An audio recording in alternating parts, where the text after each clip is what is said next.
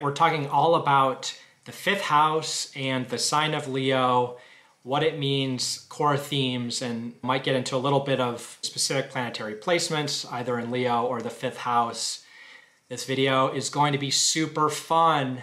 I think so. Let's get into it. The fifth house is ruled by the sign of Leo. Leo is a sign associated with the sun, and it's a fun house. The fifth house coming next after the fourth, which is all about home, and it's the most kind of private part of our chart. It's the most sensitive or sometimes inward looking or introverted, or maybe introspective is the better way of saying it, part of our chart.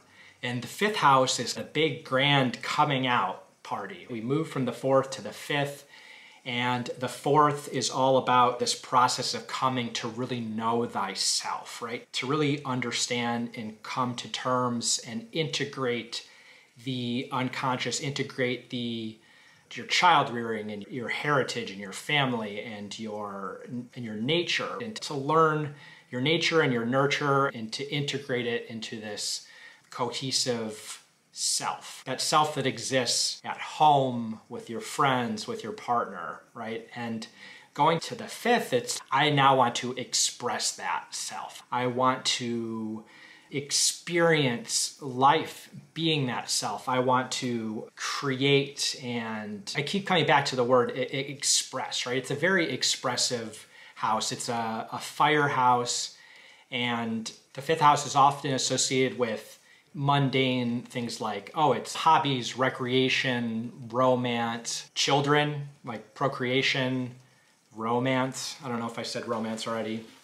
All those things. And going a little bit deeper, it's not just this is who I am, it's this is who I am, and I want to make a mark. I want to share it with people. I want to be watched a little bit. I want an audience.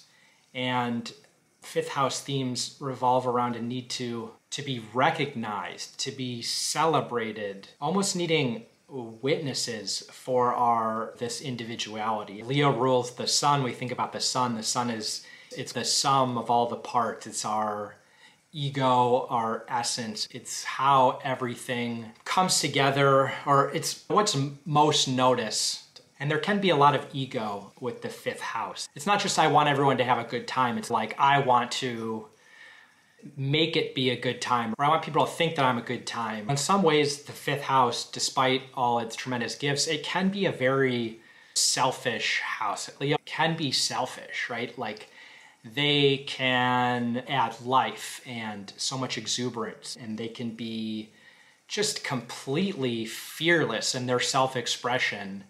But when they don't get the intention that they want, or people are not meeting them there, or the light is shining somewhere else, or worse, they're like rejected, or they have to go through, or they face restriction, it's so deflating. And all that passion and energy can become a little bit of a black hole. It gets depressed, it gets restricted, and it's hard for them to deal with that privately. That has to be a public experience as well. And so sometimes there's a risk of complaining or bringing people down with them. It's important for people that have strong Leo in their chart or a pronounced fifth house. It's important for them to find ways to express their individuality and their uniqueness and their passion in ways that don't necessarily require an audience, or they don't necessarily need witnesses. And so that's why when you think about the fifth house being associated with things like recreation and hobbies, it's really essential for the healthy expression of that energy to have that, right? To do something and express yourself in ways that you're in control of. And you can share those things with other people, but that shouldn't be the end goal, right? It's a way of giving sustained oxygen to that fiery nature and not necessarily relying on the oxygen from the attention of others. And I think this is a really important thing to keep in mind, is sometimes people that, again, have strong fifth house, have strong Leo, they'll want to seek that inspiration and the satisfaction of that itch through things like romance, casual romance, or They get so swept up and they feel so good in the beginning of a romance stage that it's almost like a drug. It's so infectious, and it just, everything is better when they're in that state, right? Going through work or doing boring things, like everything is lifted up because they know they have this exciting thing going on. More toxic expressions of Leo or fifth house energy might be more hedonistic things or dopamine plucking things like gambling, risky gambling, or unfettered drug use or irresponsible drug use or overindulgence. These are all things that scratch that itch for that spontaneous, fiery kind of buoyant lightness that strong fifth house people love to experience. The biggest obstacle is that hobbies they take time, right? There's always that time where it sucks. It's, I don't know if I'm gonna be good at this, or it's sometimes so unsatisfying until you get into it because, and in fifth houses, it's just spontaneous. It wants fun right away. It wants to put itself out there. And so sometimes it's unwilling or it has walls up against just chilling out and taking a deep breath and narrowing a little bit. We think about the sixth house. We think about the sixth house coming after the fifth house. The fifth house hasn't quite yet gotten to that point where they learn how to restrict and narrow and focused. It's just completely indiscriminate self-projection.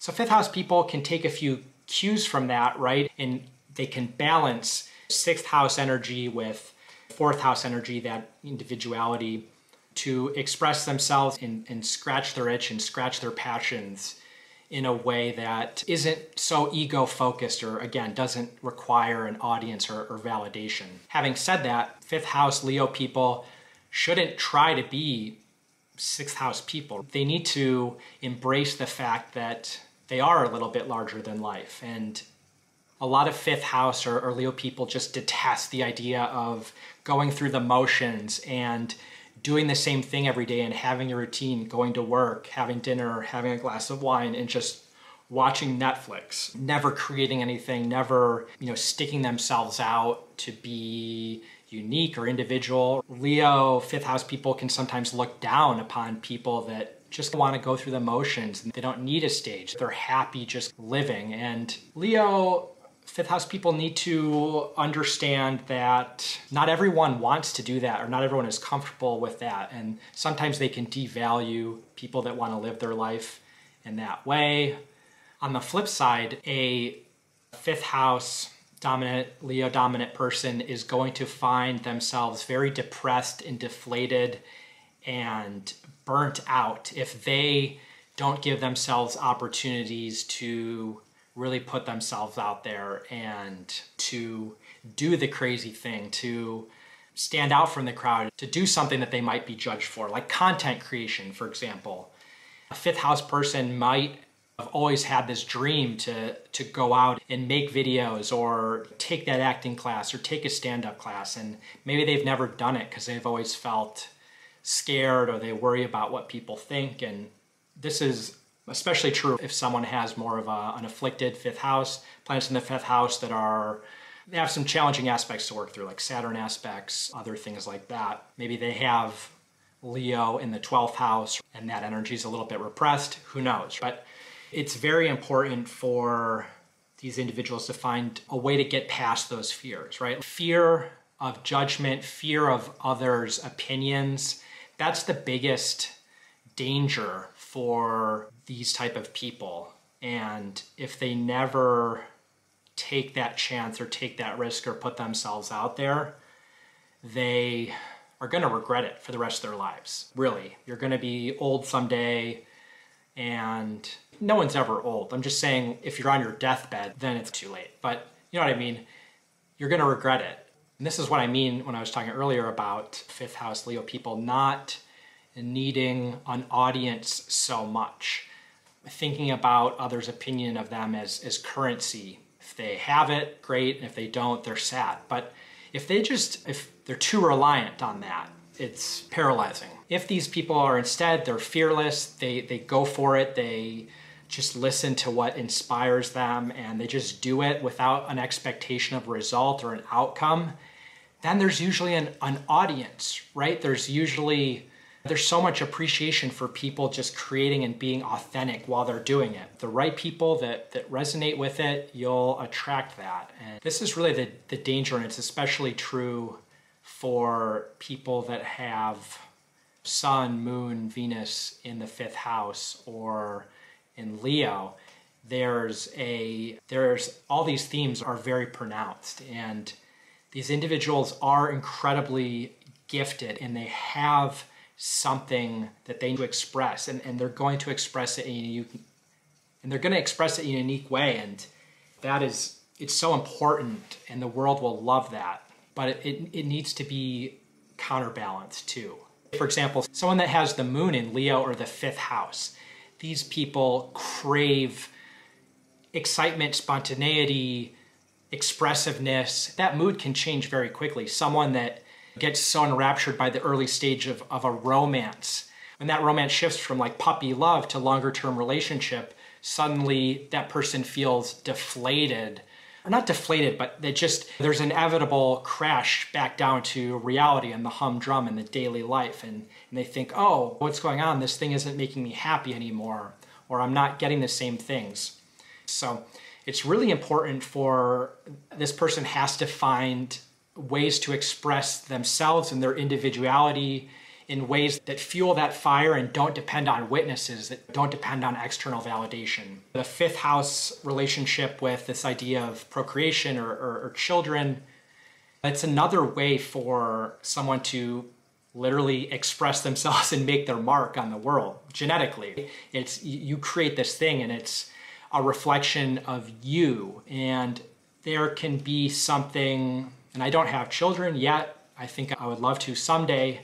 So I can't totally understand how that feels, but I can only imagine how there's nothing else that can compare to that experience of giving life to something, of knowing that's part of your material, and the person that you rear is like you. It's a reflection of you, both genetically, but also through what you share with them, what you teach them, how you raise them. That can be so rewarding, and that's so on point with these 5th house themes.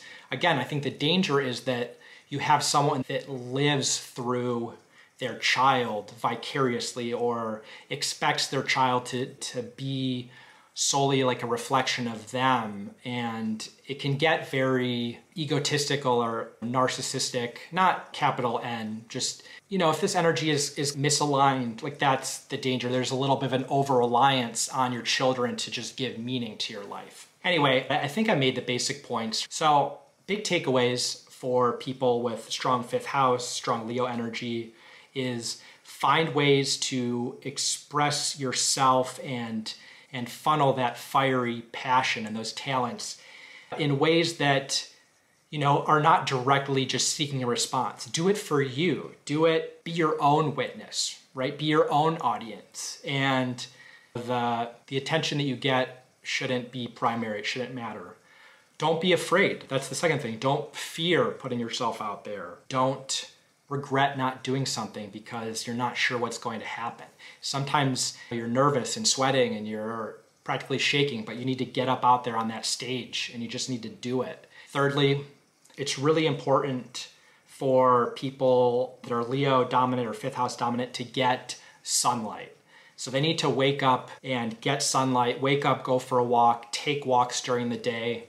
It's really difficult for these type of people to be at their best if they live in places that are always dark and cloudy, or if they work nights, or they're on blue light screens all day and they just don't take time to get out and feel the physical sun. It's really not good. And these are solar beings. They need the sun. They need to get out in sunlight. Soak it up. The more the better. Number 4, you'll find that there's going to be this tension throughout your life between wanting to be unique and expressing yourself versus managing your own ego, right? And it's hard to create without there being an ego attached to it. And you'll get more familiar with that balance over time, hopefully, but it can be challenging. If you find that you're in a place where you just really don't care about anyone else, or you're salty and mad, or you're jealous or whatever, it's a good indication that you're really lodged in ego. And if you can't step outside of it and see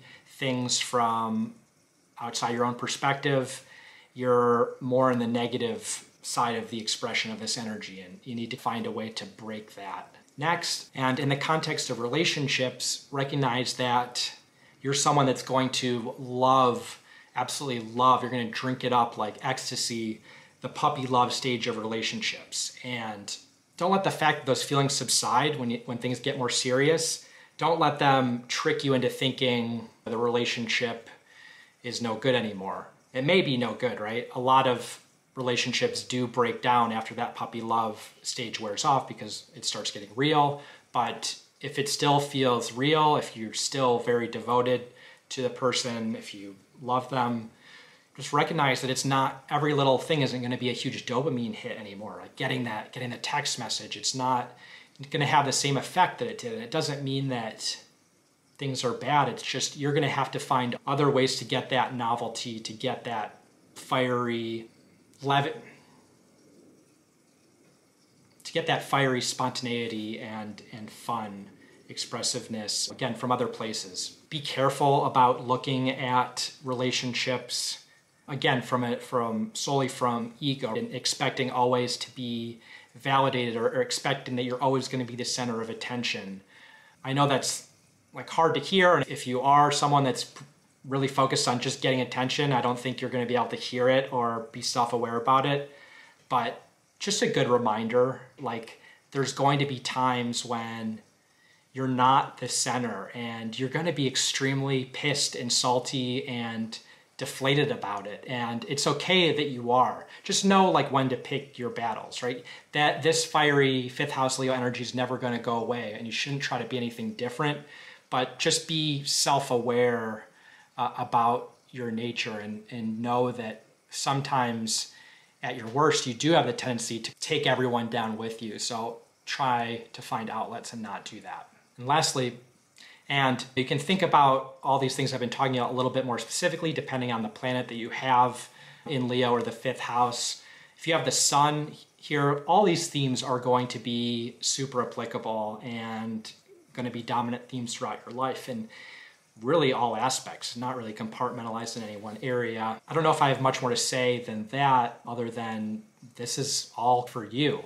If you have Moon or Leo in the fifth house, your sense of inner well-being, your sense of inner satisfaction, your sense of feeling alive and inspired by the world, and your feeling of kind of love and attention and care, and the way that you emotionally experience the world. I mean, these themes are going to be times 100, times 1,000, right? Like when you feel the highs and lows of a relationship, you're going to feel the highs and lows of Leo energy, of the greatness of being on the stage and the lowness of being forgotten. And I'd say that people that have the moon, because we're talking about the most sort of inner experience or most sense of inner safety and well-being, these people are sometimes most at risk for escapism or hedonism or drug abuse, or they get swept up in things very quickly. So it's very important for you to, again, stay grounded, be aware of these themes, be aware of where you're directing your energy. With Mercury in the fifth house or in Leo, it's especially important for you to express your words, to write, to talk about things, to share, just share what your thoughts are, to express them. It's extremely important for your sense of clarity in how you think and make sense of the world. You gotta express it. You gotta get that stuff out. Otherwise it's just gonna cause too much chaos and imbalance, and it's gonna be hard to balance the ego. You really need to get it out there, to express it. It doesn't even have to be public. You can journal, write it down, write without limits, just completely stream of consciousness, express yourself, create content, whatever. Just as long as you're expressing it and getting those thoughts out somewhere, remind yourself it's okay, whatever the response is, or whatever people disagree with it or don't like it or think what you're expressing is wrong or stupid. It doesn't matter. That's all beside the point. It's just getting it out there. It's so essential. Nurture that part of you. People with Venus and Leo or the 5th house, your relationships are going to be really important to you. And I think that you want to and need to experience love, and you want to be loved. And it seems like that's sometimes the most important thing. If you are alone, you don't have a partner, you don't have romance in your life, you can feel very depressed and deflated, and it can be really hard for you. And sometimes you end up getting into bad relationships because you want it so bad, and you project expectations onto people, or you project a lot of that want or a lot of that lack. And what happens is relationships are too out of balance, or two, you end up attracting the wrong kind of people. It's like you crave love so much that you're attracting what you're putting out there. You attract people that actually aren't able to really see the real you. And so the key is recognize that you need a relationship where someone is definitely going to love you and validate you, and you need someone that's expressive about it and speaks your love languages, and someone that truly sees your uniqueness, and you shouldn't settle for anything less. But you're not going to find that until you develop that inner self-love, until you develop those hobbies, those things that you love, that make you love yourself, that aren't dependent on anyone else. And I know it seems antithetical, but once you are really focused on the recreation and that creative part of the Leo energy and finding love and beauty in that, then you're going to attract the type of person that I think you want. You're going to have high standards in your relationships, and that's fine. But you want to make sure that you're projecting the right energy, and so you're attracting the right kind of people. Otherwise, you're going to just go through just a lot of bad breakups that are going to be marked by highs and then total deflation. And it's just, that's going to take your energy away from ultimately the things that you want to do, the hobbies, the things that you can control. So keep that all in mind. If you have Mars in Leo, you need to be bold. You are going to have such an innate need to chart a course in your life. You're going to want to walk the path less traveled. You don't want to do what everyone else is doing. You're going to be very resistant to authority that is telling you to walk a certain path. And your ability to really be intentional and very direct about the path you want to walk in life is going to depend on your ability to be fearless and to recognize that there's going to be points along that path less traveled that are going to be scary, and you are going to be judged for them, and there isn't going to be a playbook.